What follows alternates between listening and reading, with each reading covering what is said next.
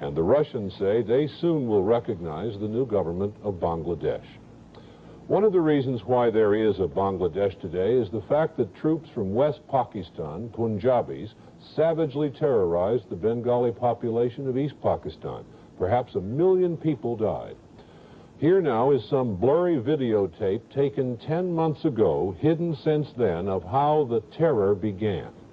This slightly blurry amateur videotape, which has been kept hidden for the past 9 months, shows Pakistani soldiers executing students, professors, and workers at the University of Dhaka last March 26th. The first sequence shows Pakistani soldiers forcing students to carry and pile up the bodies of victims already killed. The tape was made secretly by a professor of engineering on a portable tape machine. ভাই একটু বসেন, তাড়াহুড়া করেন না। আজকে যে ইতিহাসের কথা কইতে আসছি সেটা একটু শুনা যান। আজকের ইতিহাস গণহত্যার ইতিহাস। আজকের ইতিহাস আপনারা কাঁপায় নিয়ে যাব। আজকের ইতিহাস বুঝাইব কেন বলা হয়েছিল এই বাংলা রক্তের বিনিময়ে স্বাধীন হয়েছে, রক্ত দিয়া কিনছে স্বাধীনতা। আমরা তো কথায় কথায় মুক্তিযুদ্ধের চেতনার ফেনা তুলি, বিজয়ের মাসে প্রোফাইল পিকচার চেঞ্জ করি, কিন্তু ৭১ আসলে কি লেভেলের নৃশংসতা হয়েছিল সেইটা কি আমরা আসলেই জানি? বুঝতে চেষ্টা করছি একবারও? নিজেরা নিজে করে জিগাইছি একবারও? আজকে আপনাগরে 2টা জায়গার গল্প শোনাবো, যেটা আসলে গল্প না, বাস্তব, যেখানে একটা শব্দ ফিকশন না। একটা চট্টগ্রামের নাথপাড়া, আর একটা খুলনার চুকনগর। আর শেষে সেই সব বেঈমানকে কথা বলবো যারা এই রক্তের ইতিহাস নিয়েও ব্যবসা করে গেছে, দিনের পর দিন অস্বীকার করে গেছে স্বাধীনতা। নাথপাড়া, নাথপাড়া শব্দটা ভাইসা উঠলেই আমার চোখে আসে যেইখানে মায়ের গায়ে মাখানো হয়েছিল সন্তানের রক্ত। ভাই, সালটা 1971, মার্চের 31 তারিখ। যুদ্ধ তখন কেবল শুরু হয়েছে। চট্টগ্রাম হালি শহরের নাথপাড়ায় পাকিস্তান আর্মি আর তাগুদোসর বিহারীরা যে তাণ্ডব চালাইছিল তা শুনলে শয়তানও লজ্জা পাইছিল। চিন্তা করেন, বিকাশকান্তি নাথ নামের এক টকবকে যুবক, তার অপরাধ কী আছিল জানেন? সে 6 দফা আন্দোলনে গেছিল। এই অপরাধে জানোয়াররা তারে ধইরা 6টা করছিল। জি ভাই, ভুল শুনেন নাই, স্রেফ 6 দফায় যাওয়ার জেরে একটা জ্যান্ত মানুষে 6টা করছিল। কিন্তু এর চেয়েও ভয়াবহ ঘটনা ঘটছিল নিরুবালা দেবীর নামে। এই নামটা মনে রাখেন, এই নামটা ভুলেন না। এই যে বাংলাদেশের পতাকায় যে লাল সবুজ পতাকাটা দেখেন, মাঝখানে যে লালটা, এই লালে অনেকটা রক্ত নিরুবালা দেবীর। নিরুবালা দেবীর চোখের সামনে তার 2 ছেলে দুলাল আর বাদল রে বিহারীরা ধইরা আনলো। তারপর মায়ের চোখের সামনেই 2 পোলারে করলো। শুধু মাইরাই ক্ষান্ত হয় নাই, সেই পশুরা নিরুবালা দেবীরে জোর কইরা তার নিজের ছেলের গরম রক্ত দিয়া গোসল করাইছিল। ভাই, আপনি কি ভাবতে পারতেছেন দৃশ্যটা? একজন মা যার সারা শরীর তার নিজের নারী ছেঁড়া ধন, 2 ছেলের তাজা রক্তে ভিজা, এরপরও ওই মা বাইচা ছিলেন।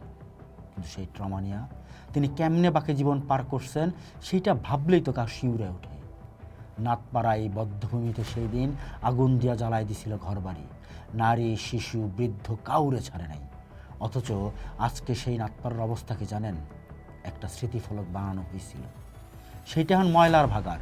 স্থানীয়রা বলে ডিসেম্বরের 16 তারিখ আসলে সাংবাদিক আর সরকারি অফিসাররা আসে, একটু উকি মারে, এরপর সারা বছর ওই শহীদের নাম ফলকের উপর কুকুর মুইতা দেওয়া যায়, পোলাপান চিপসের প্যাকেট ফালায়, সরকারি প্রজেক্ট আসে, প্রজেক্ট যায়, কিন্তু নাথপাড়ার শহীদগ কপালে সম্মান জোটে না।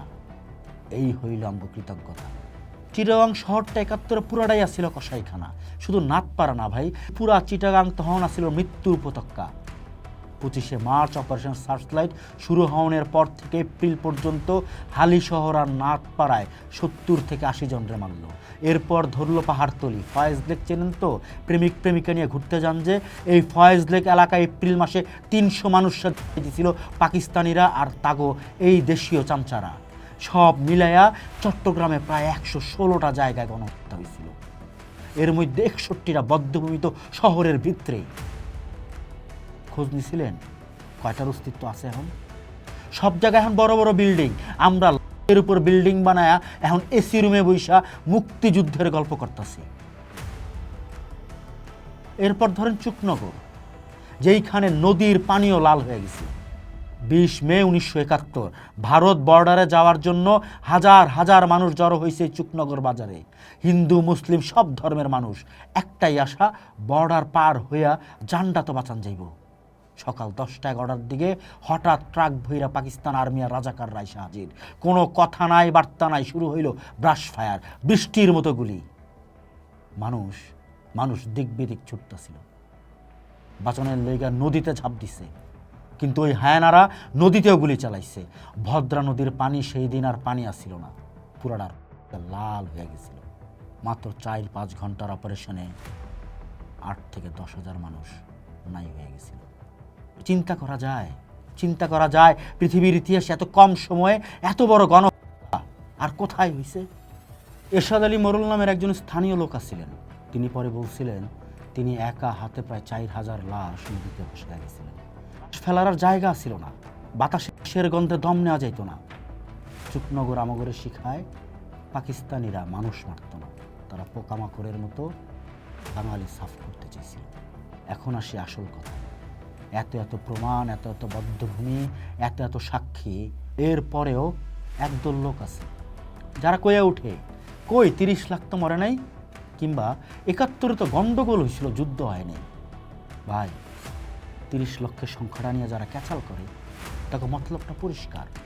তারা চায় পাকিস্তানের পাপটা একটু হালকা করতে। তাকে লজিক হইল, যদি প্রমাণ করা যায় 30 লাখ না 3 লাখ মারা গেছে, তাইলে কি পাকিস্তানের অপরাধ কমে যায়? যেই আর্মিরা 9 মাস ধরে একটা দেশে গণহত্যা, ধর্ষণ আর লুটপাট চালাইছে, তাগো বাঁচানোর লেগা এরা লাশের সংখ্যা গুনে। জামাত ইসলামের মতো দলগুলো তো সোজাসুজি অস্বীকারই করে। আলী আহসান মুজাহিদ তো একবার 2007-এ বইলাই বসছিল, দেশে কোনো যুদ্ধাপরাধী নাই। কি জঘন্য মিথ্যাচার! এই লোকগুলা 71-এ আমাকে মা বোনগো পাকিস্তানের হাতে তুইলা দিছে, আমগো ঘর আগুন দিয়ে জ্বালায় দিছে, আমগো রক্তে হাইটা গেছে, বুদ্ধিজীবীগো চোখ বাইন্ধা মিরপুরা রায়ের বাজার নিয়ে দিছে। আর এখন তারা ধর্মরে ঢাল বানাইয়া নতুন প্রজন্মের মগজ ধুলাই দেয়। তারা বুঝাইতে চায় মুক্তিযোদ্ধারা ছিল ভারতের দালাল আর তারা ছিল দেশপ্রেমিক। ভাই, মুক্তিযুদ্ধের ইতিহাস কোনো সংখ্যার ম্যারপেস না, এইটা আমগো অস্তিত্ব। যখনই কেউ 30 লাখ শহীদের সংখ্যা নিয়ে প্রশ্ন তোলে, তখন সে আসলে ওই নিরুবালা দেবীর গায়ের রক্তর অপমান করে। যখন কেউ বলে 71 তেমন কিছু হয় নাই, তখন সে ভদ্রা নদীর ওই লাল পানিটারে অস্বীকার করে।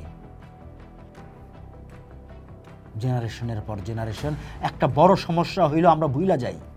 আমরা নাতপার ওই ময়লা পড়া স্মৃতিসম্ভের মতোই আমাকে ইতিহাস অবহেলা করি।